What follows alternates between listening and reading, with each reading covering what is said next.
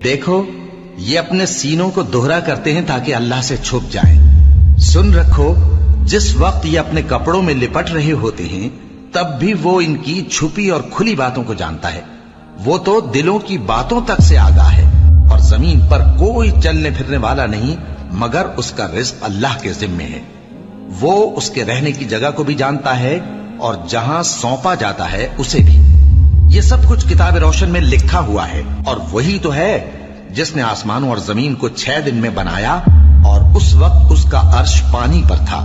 तुम्हारे पैदा करने से मकसूद ये है कि वो तुमको आजमाए कि तुम में अमल के लिहाज से कौन बेहतर है।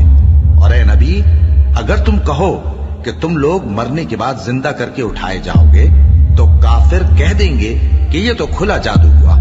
और अगर एक मुद्दत मुअय्यन तक हम इनसे अजाब रोक दें तो कहेंगे कि कौन सी चीज अजाब को रोके हुए है।